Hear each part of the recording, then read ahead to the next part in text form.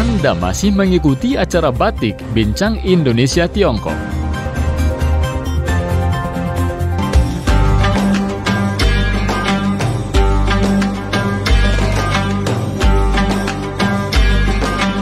Pendengar, apa kabar? Anda kembali mendengarkan Batik Bincang Indonesia Tiongkok bersama saya Adelia Astari. Dan kita sudah sampai di bagian kedua Bincang Indonesia Tiongkok kali ini, dan masih dalam suasana perayaan Hari Raya Idul Adha yang diperingati setiap tanggal 10 Zulhijjah dalam penanggalan Islam, atau tepat 70 hari setelah perayaan Hari Raya Idul Fitri yang jatuh pada 1 Syawal. Nah, yang khas pendengar dari perayaan Idul Adha tentunya adalah penyembelihan hewan kurban untuk memperingati perintah Allah Subhanahu wa Ta'ala kepada Nabi Ibrahim yang menyembelih domba sebagai pengganti putranya Ismail. Dan masyarakat Indonesia tentunya biasanya merayakan Hari Raya Idul Adha dengan beribadah sholat bersama di masjid terdekat, kemudian menyembelih kurban, dan setelahnya daging kurban dibagi-bagikan dan dimasak untuk dinikmati bersama seluruh anggota keluarga. Tidak hanya di Indonesia, pendengar, yang merupakan negara mayoritas muslim terbanyak di dunia juga, beberapa negara juga punya tradisi masing-masing dalam merayakan Idul Adha.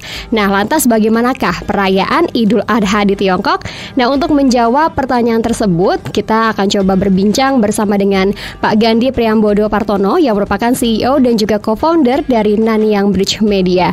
Mari kita sapa terlebih dahulu pendengar. Halo, Assalamualaikum Pak Gandhi. Assalamualaikum warahmatullahi wabarakatuh, Mbak Adelia dan para pendengar di Indonesia kita yang tercinta. Iya. Baik, apa kabar nih Pak Gandhi? Alhamdulillah, baik sekali di sini. Oke. Ya, cuman masih ada COVID lagi.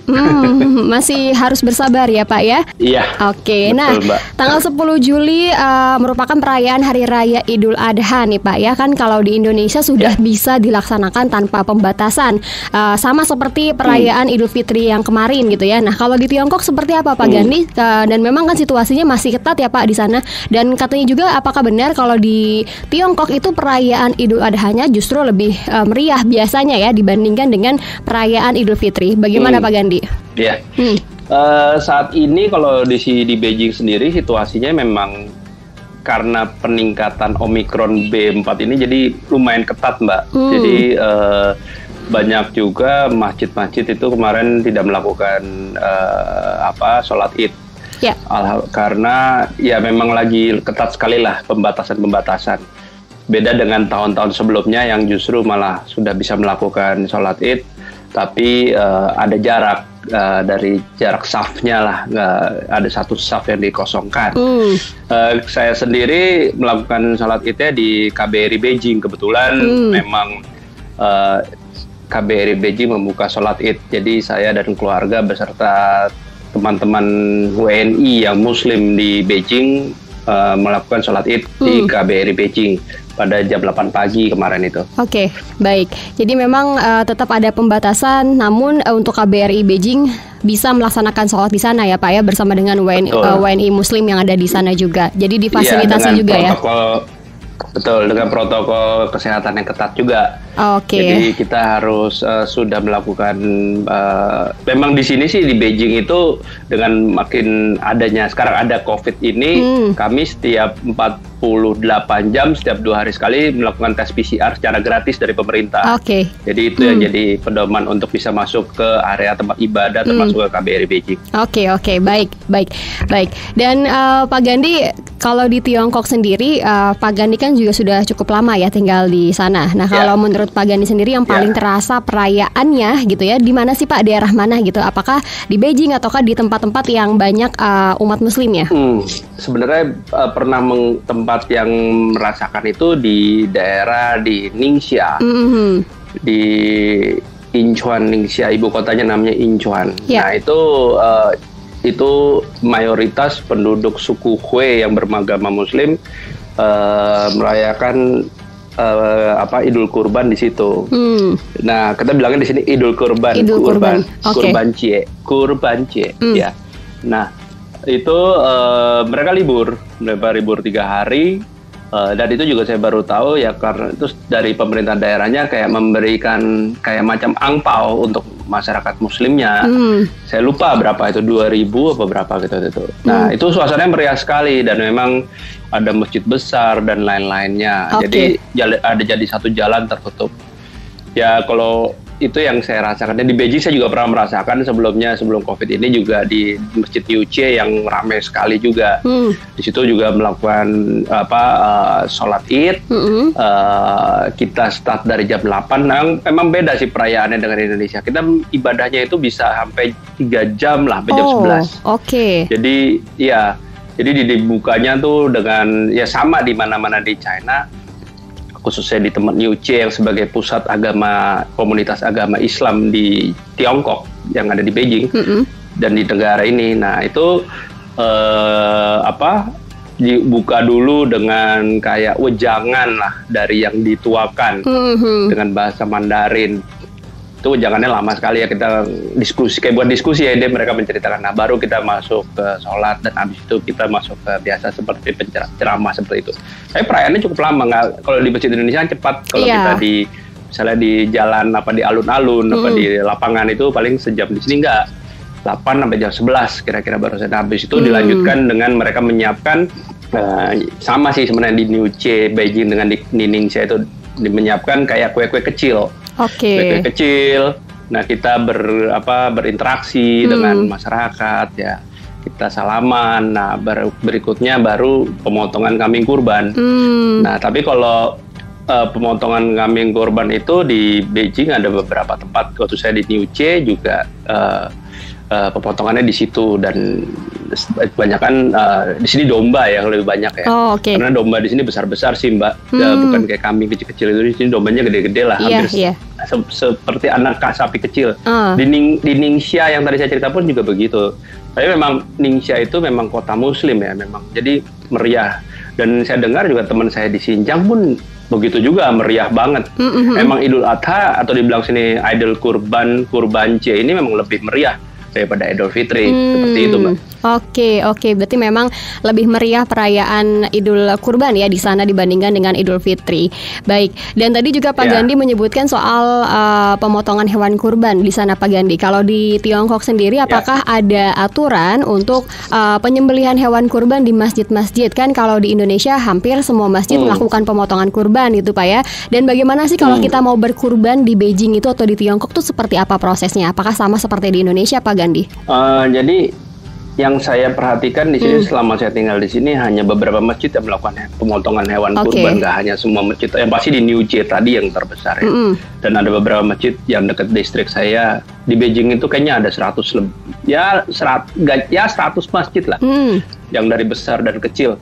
Tapi nggak semuanya bisa melakukan kurban. Nah jadi biasanya saya ke masjid yang biasa mengadakan kurban itu kami kebetulan kalau hari Jumat sebelumnya gitu kami ke sana karena melakukan ibadah sholat Jumat, dan saya membeli hewan kurban sama pihak panitia. Iya. Nah dari situ ya dia kita bayar, ya udah nanti pas Idul Adha dipotongkan, nanti ditanya paling sebagian kecil dibagi ke kita, kecil sekali.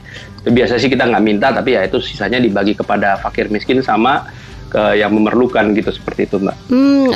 Oke. Jadi memang kita langsung ke masjidnya gitu Pak ya? Iya, ada panitianya. Ada panitianya. Sama seperti waktu pembayaran zakat fitrah kalau Idul Fitri. Oke, baik. Dan kemudian Pak Gandhi, selain tadi durasi ibadahnya yang lebih lama dibanding di Indonesia, apakah ada hal atau tradisi kebiasaan unik yang Anda temukan saat perayaan Idul Adha di Tiongkok yang berbeda juga dengan Indonesia? Ya kalau di Indonesia kan kita selesai dari masjid kembali ke keluarga, kumpul keluarga ya. Maksudnya gimana ya?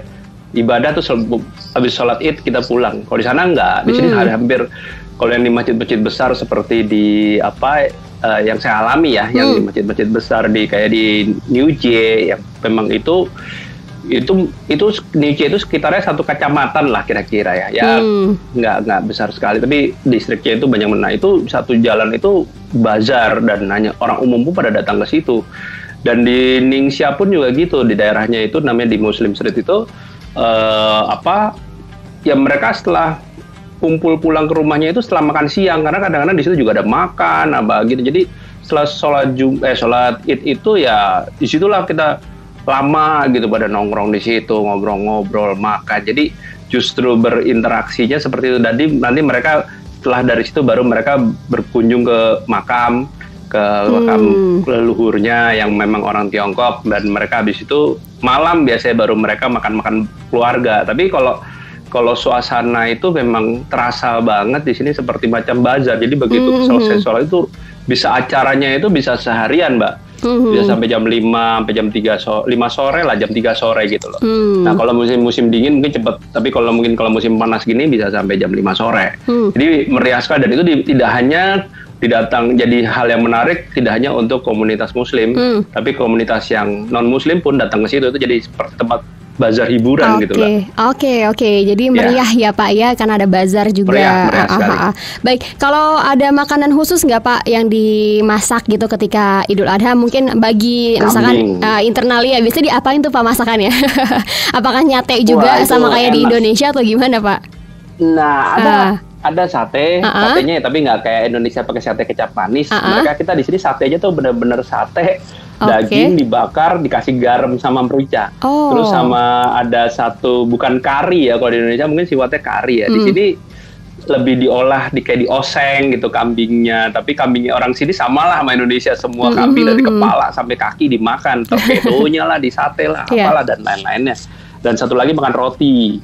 Roti yang model roti nan. Roti nan itu apa ya? Roti kayak model tau lah Mbak, roti yang kayak di Timur Tengah, yang kayak India juga. Roti canai. Bukan. Jadi bukan. Kalau roti canai itu kan tipis ya. Ini roti nan. Ada, coba Mbak cari di Google, NAN. Jadi roti itu bentuknya itu, jadi roti model kayak pizza. Jadi itu konsepnya seperti pizza. Tapi itu kambing yang sudah dioseng itu taruh di atas roti itu. Kita makan bersama itu gitu.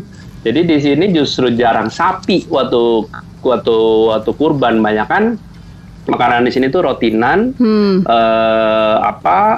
makan roti nan, terus abis itu kambing itu, sama biasanya juga ada ayam model dibikin Middle. Ini di sini kebanyakan makanan itu yang komunitas muslim tuh ada impact dari dari Middle East, dari Timur Tengah, sedikit lah, tapi tidak ada kari. Nah, cuman ada rasa pedas, di sini ada cabai. Nah, biasanya ditutup minumnya teh sama yogurt, karena di sini percaya kalau makan kambing dengan minum yogurt itu sehat. Jadi gitu. Oke. Jadi sedikit berbeda dengan yang ada di Indonesia ya Pak, karena memang di sana dipengaruhi juga dari Asia Tengah ya Pak ya. Asia Tengah dan Timur Tengah. Timur Tengah. Baik. Ternyata seru juga ya, ada sate dengan garam dan juga merica saja juga kayaknya udah enak sih Pak ya. Kalau di Indonesia kan medok gitu ya. Fresh Mbak. Fresh banget pasti. Ini di sini dan di sini ya nggak tahu ya, saya jujur aja sih, kalau saya lihat kambing di sini lebih empuk daripada kambing di Indonesia. Nggak tahu kenapa. Gizinya dan harga beda kali ya yang Pak. Menarik di sini murah. Nah itu dia mungkin di ukuran kambing di sini ya, untuk kambing yang besar. Misalnya di Indonesia 35 kilo ya, di sini ya kambing tuh kira-kira 40 kilo lah, gede kambingnya. Domba di sini, domba. Kita bilangnya domba lem gitu lah. Nah itu kira-kira ya kemarin itu hampir kira-kira 2.800.000 lah kalau dikurskan. Ada juga sih yang 4 juta tuh gede banget gitu. Oke. Dagingnya lebih empuk, terus juga harganya lebih murah ya Pak ya di sana. Ternyata dibanding daripada karena di sini kambingnya itu dikembangkan yang untuk kurban ini, kambing itu asalnya banyak dari daerah Ningxia itu. Nah, daerah Ningxia itu di padang pasir yang punya gunung bukit di tengah padang pasir. Nah, kambing itu dibiarkan di situ. Jadi terkenal banget memang kambing Ningxia itu rasanya gurih, empuk, nggak usah dikasih pakai daun payak kayak di Indonesia kalau di sate, jadi potong langsung makan. Ya itu rasanya beda Mbak, dan itu ya berisi lah. Baik, banyak banget. Dan orang-orang di sini kalau lagi Idul Adha pun memakai baju-baju spesialnya mereka. Kayak iya, ada yang pasti pakai hijab, ada juga segala, terus pakai, jadi kayak bajunya model baju panjang-panjang gitu, tapi ya modelnya yang kayak ada manik-maniknya lah. Mereka suka dengan manik-manik seperti kayak gitu. Kayak gitu, Mbak. Oke. Jadi memang kayaknya lebih antusias di Idul Adha ya Pak. Kalau di sini kan itu Idul Fitri ya, pakai baju baru. Kalau Idul Adha biasanya orang cuman kayak ya udah sholat, datang, pulang, berkurban, makan daging gitu ya. Lebih antusias juga di sana. Iya, dan bedanya ya kalau di Beijing dengan Ningxia, yang saya alami Beijing tuh kalau misalnya syukur-syukur kalau pas weekend ya libur, tapi kalau di Beijing kalau nggak weekend nggak libur, weekdays misalnya nggak libur, jadi kita sholat gitu mereka memberikan kantor itu tahulah 1,5 hari atau 1 hari boleh melakukan ibadah. Kalau kita di sini gitu, kalau melakukan sholat.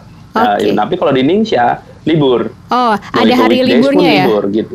Dianggap hari libur. Berapa hari, buat Pak? Di Indonesia untuk orang yang 1 hari, 3 hari. Kalau nggak salah saya. Tapi saya pernah di sana pas saya lagi datang itu weekdays, dia diliburkan.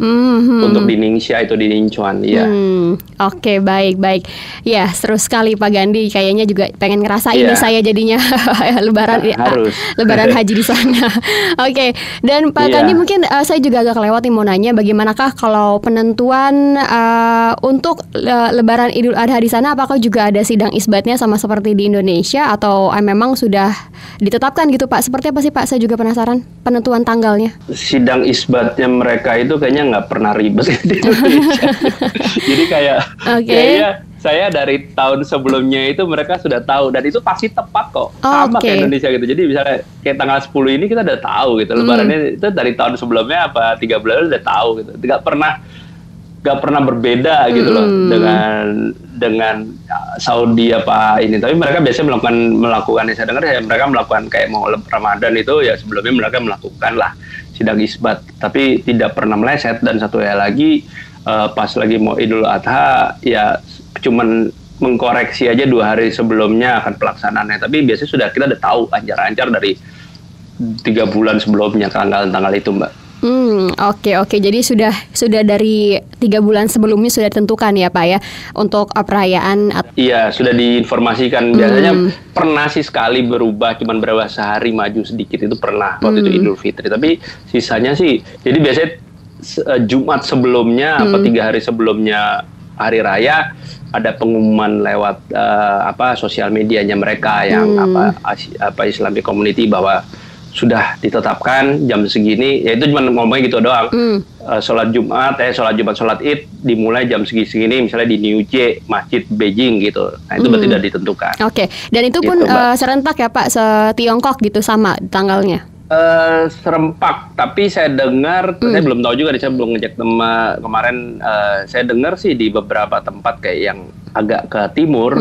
Itu kayak di Qinghai dan Xinjiang itu mulainya tanggal 9, tapi saya belum cek di kemarin, saya belum kontak ya. Tapi yang pasti kalau Beijing, Ningxia tanggal 10 karena memang kan terbagi Beijing, China itu kan Tiongkok itu lebih besar ya Pak, barat, timur, tengah.